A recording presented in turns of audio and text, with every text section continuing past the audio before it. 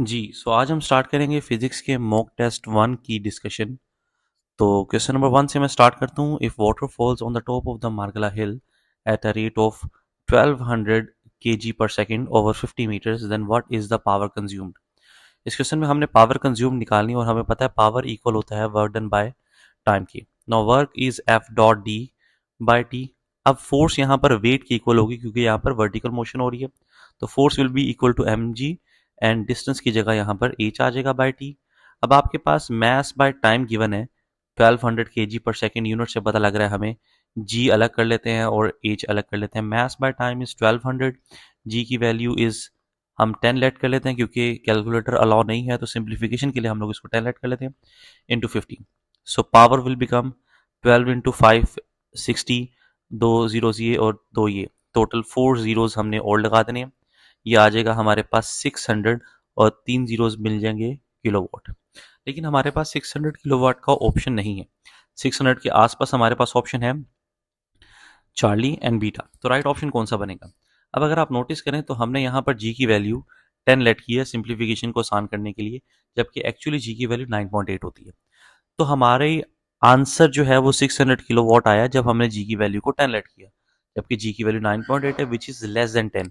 तो हमारा आंसर 600 से लेस होना चाहिए, ज़्यादा लेस नहीं, बिल्कुल थोड़ा सा लेस, क्योंकि बहुत थोड़ा सा डिफरेंस है। तो यहाँ पर जो राइट ऑप्शन फिर हमारे पास बनेगा वो बीटा ऑप्शन हमारे पास करेक्ट ऑप्शन बनेगा।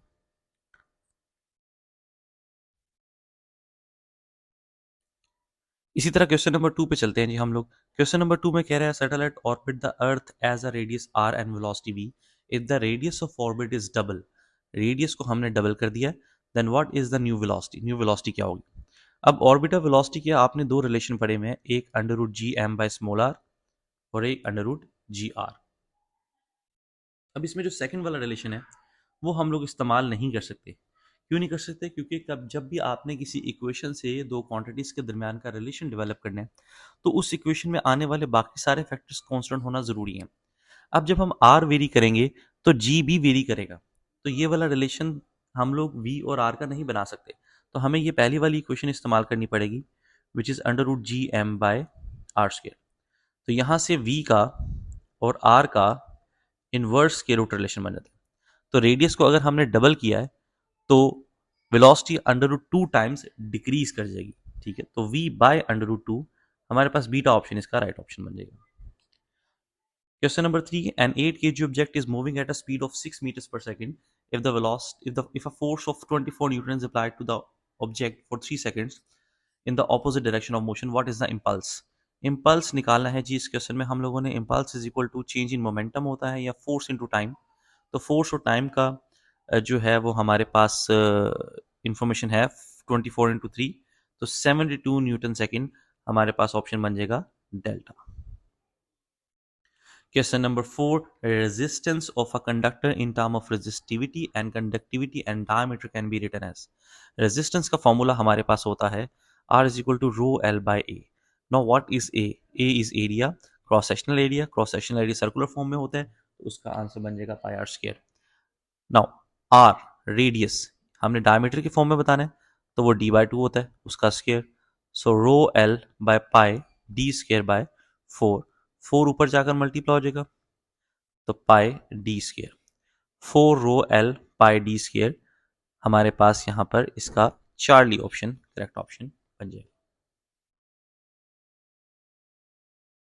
क्वेश्चन नंबर 5 देखें, the balloon filled with hot air will not be in thermal equilibrium in a cold room until. अच्छा, थर्मल इक्विलिब्रियम कब होता है, जब आपके पास दोनों का टेम्परेचर सेम हो जाए। अब हॉट एयर का टेम्परेचर ज़्यादा है और कोल्ड रूम का टेम्परेचर लो है। हॉट एयर की वजह से डेंसिटी जो है वो बलून के अंदर की एयर की वो कम हो जाएगी। जब भी टेम्परेचर ज़्यादा होता है तो डेंसिटी कम हो जाती है, टेम्परेचर ज़्यादा होता है तो डेंसिटी क्या हो जाती है, कम।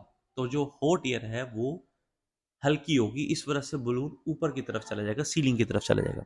अब आहिस्ता आहिस्ता उसका टेम्परेचर जब कम होता रहेगा तो उसकी डेंसिटी ज़्यादा होती रहेगी, और एक वक्त आएगा जब हॉट एयर की डेंसिटी और कोल्ड एयर की डेंसिटी इक्वल हो जाएगी। क्यों इक्वल होगी, क्योंकि उसका टेम्परेचर इक्वल हो जाएगा। तो टेम्परेचर इक्वल होने की वजह से डेंसिटी इक्वल होगी। और हमें कैसे पता लगेगा कि डेंसिटी इक्वल जब होगी तो वो जो बलून है वो नीचे की तरफ आ जाएगा, तो it's sink to the bottom, ये हमारे पास करेक्ट ऑप्शन होगा, क्योंकि वो जब नीचे की तरफ आ रहा है इसका मतलब उसकी डेंसिटी ज़्यादा होगी है, और डेंसिटी ज़्यादा होने का मतलब है कि उसका टेम्परेचर जो है वो डिक्रीज कर गया। जी, question number 6, which one is a vector quantity. हाँ जी, ये जो पहली क्वांटिटी है किलोग्राम, मैस होता है मीटर पर सेकंड, स्पीड होती है, तो mass into speed is momentum, momentum vector quantity होती है। Next kilogram metre per second square, ये नॉर्मली वर्क का या एनर्जी का की डिमेंशन इस्तेमाल होती है, और ये वेक्टर क्वांटिटी नहीं है। And last is mass, mass भी वेक्टर क्वांटिटी नहीं है, तो हमारे पास राइट ऑप्शन यहाँ पर अल्फा बन जाएगा। Question number 7, the angle of a vector given with negative Y axis. जी, सो नेगेटिव वाई एक्सिस के साथ हमने एंगल बताना है, angle of a vector given with negative Y axis. ठीक है, वेक्टर हमारे पास गिवन है जी, तो वेक्टर ए है, लेट से आई माइनस अंडर रूट थ्री जे। ठीक है, तो उसका एक्स कंपोनेंट और नेगेटिव वाई कंपोनेंट हमारे पास गिवन है। तो वेक्टर का एक कंपोनेंट पॉजिटिव है, एक्स कंपोनेंट, और वाई कंपोनेंट नेगेटिव है। एक्स कंपोनेंट पॉजिटिव और वाई कंपोनेंट नेगेटिव हमारे पास होगा यहाँ पर कौन से क्वाड्रेंट में जाएगा, X positive and Y negative fourth quadrant में जाएगा, तो मतलब यहाँ पर वेक्टर बना होगा इस तरह से, ये ए बना होगा, और हमने ये वाला एंगल बताना है। अब जैसा कि आप देख सकते हैं कि इसका एक्स कंपोनेंट 1 है, तो ये वाला एक्स कंपोनेंट इसका 1 है। इसका वाई कंपोनेंट आप देख सकते हैं अंडर रूट थ्री है। तो थीटा निकालना है, तो टेन थीटा अगर मैं लूँ, टेन थीटा जैसा कि हमें पता है परपेंडिकुलर बाय बेस के इक्वल होता है, थीटा के ऑपोजिट साइड परपेंडिकुलर होती है, तो perpendicular is 1 and this is under root three, तो थीटा आ गया tan inverse of under root 3 which is equal to, sorry, 1 by under root 3 which is equal to 30 degrees।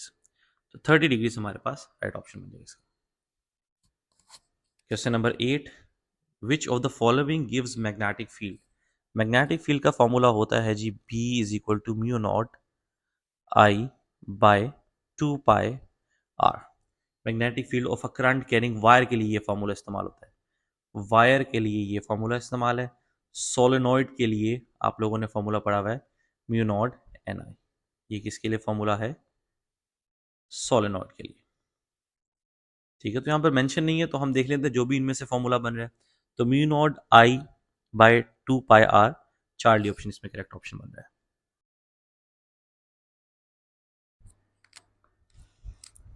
Question number 9, webers per metre square. Webers per metre square हमें पता है unit होता है magnetic field के, which is equal to tesla, and 1 tesla इक्वल होता है 10 power 4 Gauss के। तो यहाँ पर हमारे पास चार्ली ऑप्शन करेक्ट ऑप्शन बन जाएगा। Question 10, if 60 capacitor, each of capacitor C are connected in series and then in parallel, what is the ratio CS by CP। अब आइडेंटिकल कैपेसिटर्स है, आइडेंटिकल कैपेसिटर का शॉर्टकट आपको पता होगा। अगर series है, आइडेंटिकल मतलब एक जैसे कैपेसिटर है, तो उसके लिए फॉर्मूला होता है C बाय N, और अगर पैरेलल है तो उसके लिए शॉर्टकट ट्रिक क्या है, एन सी। एन यहाँ पर नंबर ऑफ कैपेसिटर होंगे, और सी यहाँ पर एक कैपेसिटर की कैपेसिटेंस, क्योंकि सबकी सेम है तो आप यूज कर सकते हैं। Now C S by C P values put कर दे, C by N by N C, C से कैंसिल हो गए तो 1/n स्क्र निकला है। तो n इज 60 एंड 60 का स्क्र, 6 का स्क्र 36 होता है, एक जीरो है तो स्क्र है तो डबल जीरो कर दे, तो 1/36 आंसर बन गया 3600। There is always an increase in disorder, this is second law of motion की हमेशा आपके पास, सेकेंड लॉ ऑफ थर्मोडायनेमिक्स जो आपको कहता है कि हमेशा आपके पास जो एनर्जी है वो, अगर आप उसको हीट को यूजफुल एनर्जी में, यूजफुल वर्क में कन्वर्ट करें तो उसमें सिंक का होना ज़रूरी है, मतलब एनर्जी का वेस्ट होना ज़रूरी है। और एनर्जी जब वेस्ट हो रही है तो वो एटमॉस्फेयर में जा रही है, और एटमॉस्फेयर में जाने का मतलब है कि एटमॉस्फेयर की हीट जो है इंक्रीज करी, और हीट इंक्रीज करने का मतलब है एटमॉस्फेयर की एंट्रोपी इंक्रीज कर रही है, और एंट्रोपी इंक्रीज करने का मतलब है डिसऑर्डरनेस इंक्रीज कर रही है। तो बीटा ऑप्शन इसका राइट ऑप्शन बनेगा। 12th, what would be Compton wave shift if x-rays are scattered at an angle of 90 degrees। जी, तो Compton shift delta lambda is equal to lambda C is Compton's wavelength which is equal to H over M not C. ठीक है, चले मैं पहले वो formula लिख लेता हूँ जो आप लोग अपनी बुक्स में पढ़ते हैं, H over M not C 1 - cos of theta. ये वाला जो कांस्टेंट फैक्टर है इसको हम लोग कॉम्पटन्स वेवलेंथ भी कहते हैं, तो Compton's wavelength into 1 - cos of theta. Now theta is 90 degrees, तो 1 माइनस कोज ऑफ 90, कोज 90 जैसा कि हम सबको पता है इज 0। तो यहाँ पे डेल्टा लैम्डा लैम्डा सी के इक्वल निकल आएगा। मतलब अगर थीटा 90 है तो कॉम्पटाउन शिफ्ट कॉम्पटाउन वेवलेंथ के बराबर निकलेगा। एल्फा ऑप्शन इसमें राइट। क्वेश्चन नंबर 14 देखें। In a parallel plate capacitor if D is the separation between the plates and A is the area, what will be the capacitance if the separation is double and area is half? तो capacitance is epsilon node a by d। Okay, so हमने area को half कर दिया तो area के साथ 1/2 आ जाएगा, and जो सेपरेशन है उसको डबल कर दिया तो ये 1/4, तो मतलब C/4 हो जाएगा आपके पास कैपेसिटेंस। चार्ली ऑप्शन बन जाएगा। If length become L 4L then the time period, जैसा कि हमें पता है टाइम पीरियड ऑफ पेंडुलम का फॉर्मूला √2π√L/g होता है, और टाइम पीरियड का और लेंथ का डायरेक्ट स्क्वायर रूट रिलेशन है। So T1/T2 is equal to √L1/L2। पहले लेंथ L थी, बाद में 4L होगी, तो ये 1/2 आंसर निकला है। तो T2 आपके पास बन गया 2 टाइम्स ऑफ T1। तो इसमें हमारे पास बीटा ऑप्शन करेक्ट ऑप्शन बन गया। Question number 16। If m means mass of gases ejected per second from a rocket and v shows velocity, a change in velocity, then mv। हाँ जी, m mass है और v change in velocity है, तो mass into change in velocity is change in momentum which is equal to impulse। तो इसमें Charlie option हमारे पास, sorry beta option हमारे पास correct option बन जाएगा। Question number 17। Half life of radioactive isotopes with initial mass 1 kg is 19 minutes. How much mass is decayed in 57 minutes? Okay, so 19 minutes half life है, 57 minutes में 3 half life बन रही है, 19 into 3 is 57। तो 1 kg है, first half life के बाद वो 500 ग्राम्स रह जाएगा, सेकेंड हाफ लाइफ के बाद वो 250 ग्राम्स रह जाएगा, एंड थर्ड हाफ लाइफ के बाद वो 125 ग्राम्स रह जाएगा। तो इसमें अल्फा ऑप्शन हमारे पास राइट ऑप्शन बन जाएगा।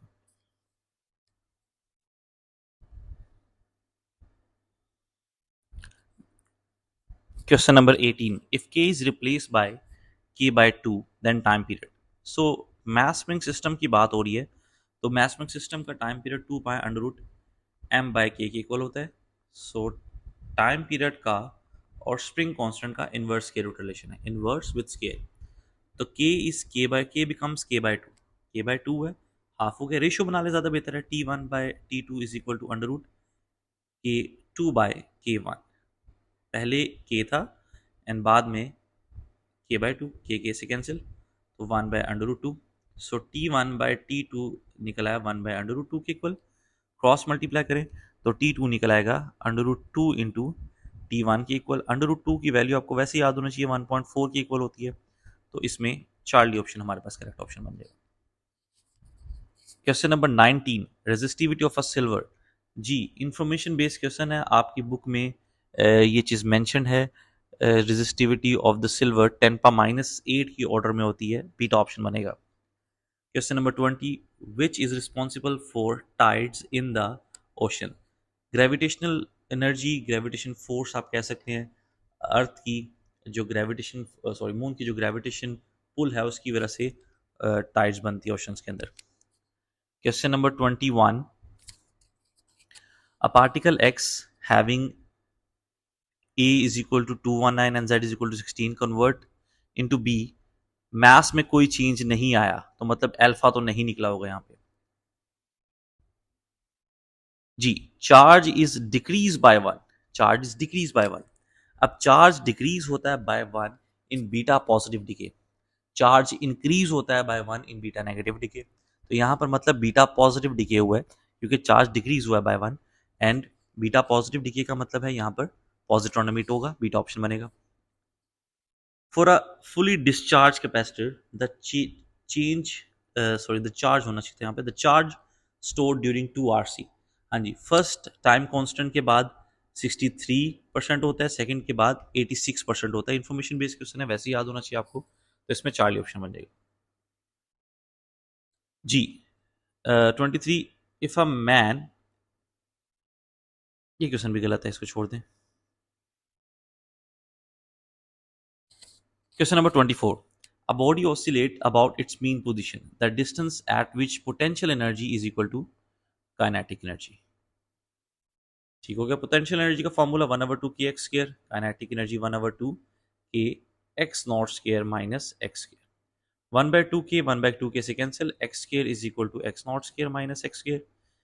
x स्क्वायर इधर आकर प्लस हो गया, 2x square is equal to x naught square. Now x square is equal to x naught square by 2, दोनों तरफ का स्क्वायर रूट लें तो x आ जाएगा x नॉट बाय √2। सो यहाँ पर हमारे पास ऑप्शन बन जाएगा is dash of the maximum displacement का 1/√2 टाइम्स हो जाएगा beta option. Number of significant figure, question number 25, number of significant figure, left side वाले जीरो सिग्निफिकेंट नहीं होते तो सिर्फ ये दो नंबर सिग्निफिकेंट है, 9 और 7, बीटा ऑप्शन बनेगा। Question number 26, if a burner takes current 6 ampere, resistance 12, how much electrical energy it consume in 8 second. जी, पावर का फॉर्मूला हमने पढ़ा हुआ आई स्क्र आर, और एनर्जी इक्वल होती है पावर इंटू टाइम के, तो I square R into T. Now I कितना है जी हमारे पास, 6 का square, R is 12 and time is 8 seconds, so 36 into 12 into 8। जी, इसको मल्टीप्लाई करें जी हमारे पास, तो 2356 ऑलमोस्ट 3600 मैंने आइडिया लिया था, क्योंकि 36 को 12 और 8 से मल्टीप्लाई करना है। मैं 12 को भी अगर 10 लेट कर लूँ, 8 को भी अगर 10 लेट कर लूँ, तो 36 के आसपास आंसर बन जाना चाहिए। तो 3600 के आसपास मैंने देखा एक ही ऑप्शन बन रहा है, तो यहाँ से मैंने एक आइडिया ले ली।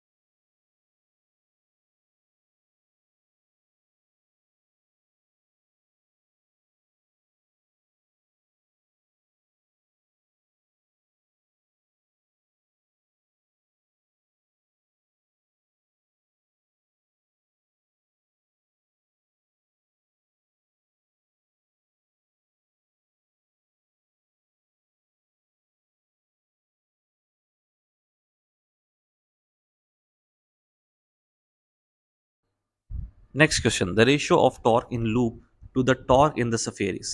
जी, torque of loop by torque of sphere हम लोगों ने निकालना है।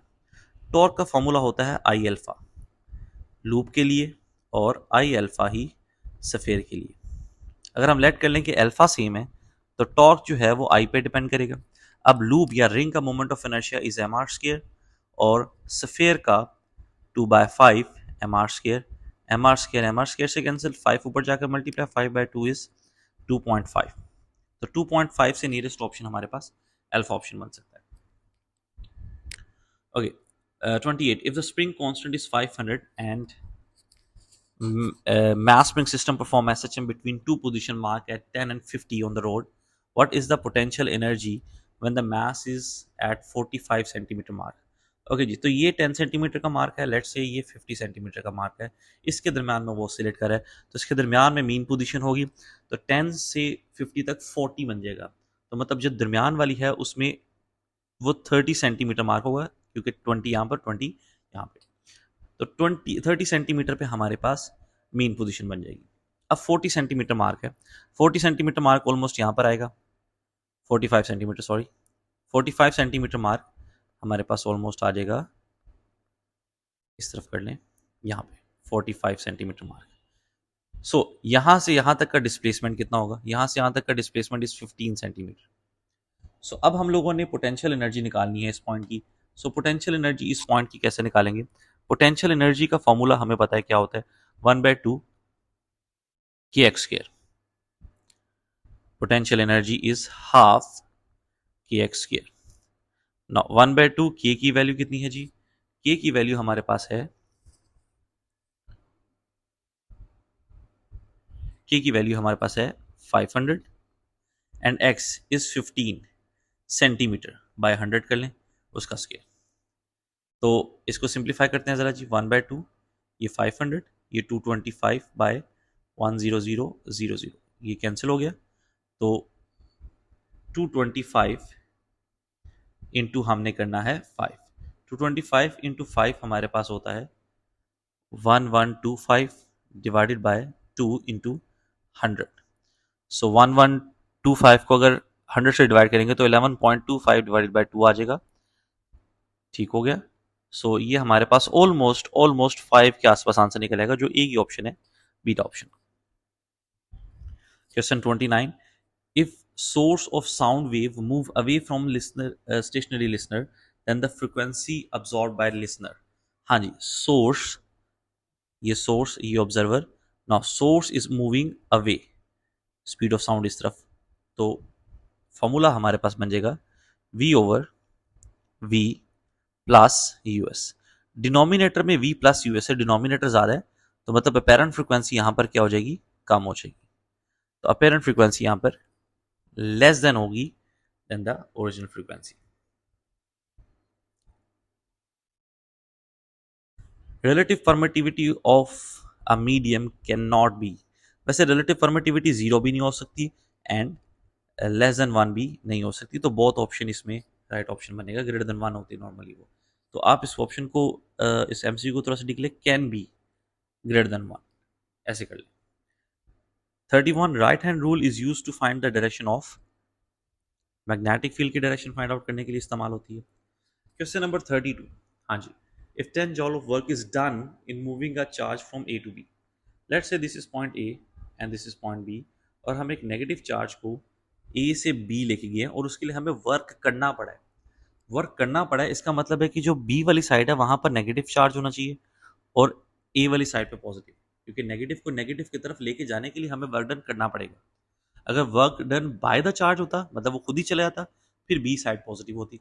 अब क्योंकि बी साइड की तरफ लेके जाने के लिए हमें काम करना पड़ा, वर्क करना पड़ा, फोर्स लगानी पड़ी है, एनर्जी देनी पड़ी, इसका क्या मतलब है कि बी साइड भी नेगेटिव होना जरूरी है। तो बी का पोटेंशियल नेगेटिव है, ए का पोटेंशियल पॉजिटिव है, और नेगेटिव पोटेंशियल हमेशा कम होता है पॉजिटिव पोटेंशियल से, तो बी का पोटेंशियल लेस होगा, ए का ज्यादा, अल्फा ऑप्शन बनेगा। Question number 33, the power of a lens is 10 dioptre dash is the focal length. now focal length is 1 by power, so 1 by 10 is equal to 0.1 meter और 10 centimetre, so alpha option इसमें right option बन जाएगा। Question number 34, सुल्तान travel, साथ साथ बनाते भी जाते हैं, ये नॉर्थ, ये ईस्ट, ये वेस्ट एंड ये साउथ।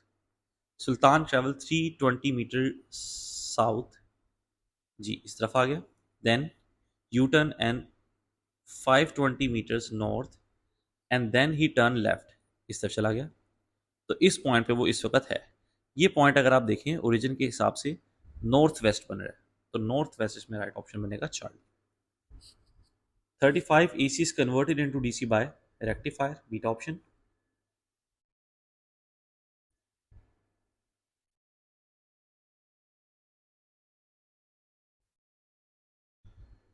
37, विच रे produce photoelectric effect. Photoelectric effect normally ultraviolet से प्रोड्यूस होता है, अल्ट्रावायलेट या विजिबल लाइट से भी समहाउ प्रोड्यूस हो सकता है, लेकिन उससे नीचे वाली जो रेस है उनकी इतनी एनर्जी नहीं होती कि वो फोटोइलेक्ट्रिक इफेक्ट कर सके। 38, which series is emitted when electron jump from higher orbit to fifth orbit? Fund series, Charlie option. An elevator is moved downward with an acceleration. 37, which ray produce photoelectric effect? Photoelectric effect normally ultraviolet से produce होता है, ultraviolet या visible light से भी somehow produce हो सकता है, लेकिन उससे नीचे वाली जो रेस है उनकी इतनी एनर्जी नहीं होती कि वो फोटोइलेक्ट्रिक इफेक्ट कर सके।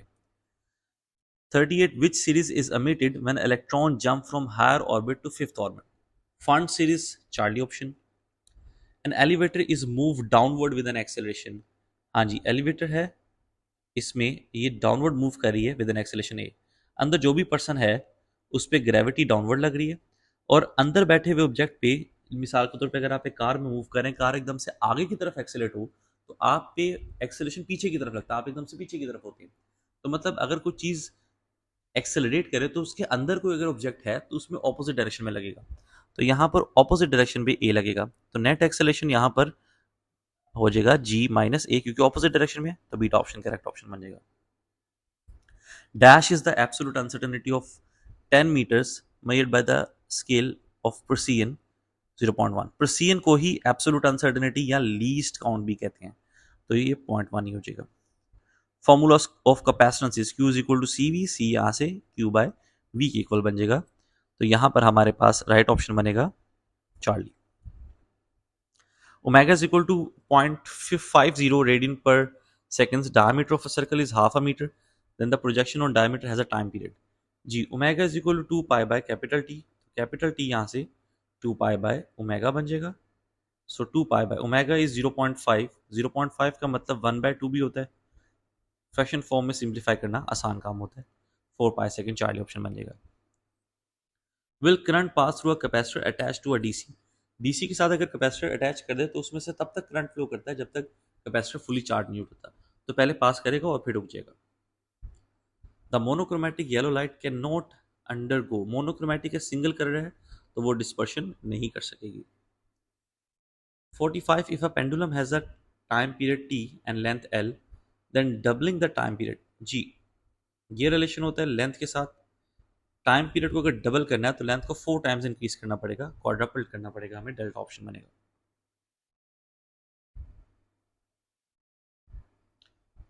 Question number 46, the distance between two consecutive dark and bright fringe, इसको फ्रिंज विड्थ भी कहते हैं, फ्रिंज सेपरेशन भी कहते हैं, तो इसको फ्रिंज विड्थ कहेंगे, अल्फा ऑप्शन बनेगा। If current is decrease 100 times what would be the effect on energy stored in an inductor. 1/2 Li square ये रिलेशन है energy stored in an inductor का, तो U का और I का डायरेक्ट स्क्वायर रिलेशन बनेगा। तो करंट को अगर 100 टाइम्स इंक्रीज किया है तो एनर्जी स्टोर 100 के स्क्वायर टाइम्स इंक्रीज कर जाएगी, मतलब increase by 10,000 times. Formula for time of flight 2 VI sine theta by G, ये फॉर्मूला होता है 2 VI sine theta by G, alpha option बन रहा है। Unit of magnetic flux density, magnetic flux density is B, B की unit tesla होते हैं। B का एक फॉर्मूला आप लोगों ने force per unit length, force per unit length into current भी पढ़ा था, तो न्यूटन पर अम्पेयर मीटर भी हो सकता है, और अम्पेयर क्योंकि हमें पता है कूलम बाय सेकंड इक्वल होता है, सेकंड ऊपर चला जाएगा तो newton second by coulomb metre. ये भी बन रहा है, ये भी बन रहा है, और ये भी बन रहा है, तीनों ऑप्शन बन रहे हैं, तो all of these are correct option, direct option बन जाएगा। इस number of rulings are half, what will be the effect on the grating element of spectrometer. Grating element equal होता है जी एल बाय एन, तो डी का number of rulings के साथ इनवर्स रिलेशन है, तो वो हाफ की है, तो ग्रेटिंग एलिमेंट डी डबल हो जाएगा, beta option. 51 in pair annihilation energy भी कंजर्व रहती है, मास भी, मोमेंटम भी, so all of these are correct option. 52 isotopes are the element that have same, isotopes का एटॉमिक नंबर सेम होता है, एटॉमिक मास डिफरेंट होता है, तो यहाँ पर अल्फा ऑप्शन बन जाएगा। Electron volt is a unit of, electron volt energy का यूनिट है, delta option. Rate of change of momentum is 50 in 5 second and the force, force is delta P by delta T. यहाँ पर rate of change नहीं आना चाहिए था, change in momentum आना चाहिए था, यहाँ पर यूनिट जो है वो न्यूटन कर दें, दोनों में से कोई एक काम कर सकते हैं। अच्छा मैं यहाँ पे बता देता हूँ, यहाँ पे दो तरह के सवाल बन सकते हैं। इस सवाल में थोड़ा सा मसला है, अगर rate of change of momentum is 50 newton होता then the force is, now rate of change of momentum is force, फिर इसका आंसर 50 न्यूटन ही बनता। लेकिन अगर यहाँ पर न्यूटन सेकेंड ही रहने दे और यहाँ पर रेट का वर्ड खत्म कर दें, चेंज इन मोमेंटम, तो फिर आपके पास change in momentum is 50 newton second, तो फोर्स इक्वल होगी delta P by delta T. Now delta P is 550 and time is 5, तो यहां पर 10 ऑप्शन बन जाएगा हमारे पास alpha. Ohm's law states that I is directly proportional to the potential difference, beta option correct option बन जाएगा। Question number 56, two bodies x of mass 4 kg and y of mass 6 kg have same linear momentum. If kinetic energy of y is 48 joule, then the kinetic energy of x. अच्छा जी, same linear momentum है तो kinetic energy का formula P square by 2 हम आप apply कर सकते हैं। तो यहाँ पर काइनेटिक एनर्जी का मैस के साथ इन्वर्स रिलेशन बनता है अगर मोमेंटम कांस्टेंट है। तो kinetic energy of X by kinetic energy of Y equal होगी mass of y by mass of x. Mass of y mass of y is, चलिए इसका कर लेते हैं। काइनेटिक एनर्जी ऑफ x हमने निकालनी, kinetic energy of y is 48, mass of y is 6 and mass of x is 4 जी। So kinetic energy of x बन जाएगा 48 इंटू 6 बाय 4। कैंसिलेशन करें, 12 इंटू 6 72 जूल, हमारे पास चार्ली ऑप्शन राइट ऑप्शन बन जाएगा। Spectrometer is an optical device, light इस्तेमाल होती है जिसके अंदर जी सेपरेशन को डबल कर दिया है, एरिया को हाफ कर दिया, कैपेसिटेंस बतानी है epsilon naught A by D. Area को हाफ कर दिया तो एरिया के साथ 1/2 आ जाएगा, डिस्टेंस को डबल कर दिया है तो 1/4 टाइम्स हो जाएगी जी कैपेसिटेंस, चार्ली ऑप्शन बन जाएगा। Question number 59, if number of rulings are half what will be the effect on grating element. D is equal to L by N, तो ग्रेटिंग एलिमेंट का और एन का इनवर्स रिलेशन है, तो number of ruling ज्यादा कर देंगे तो ग्रेटिंग एलिमेंट डी जो है वो हाफ हो जाएगा।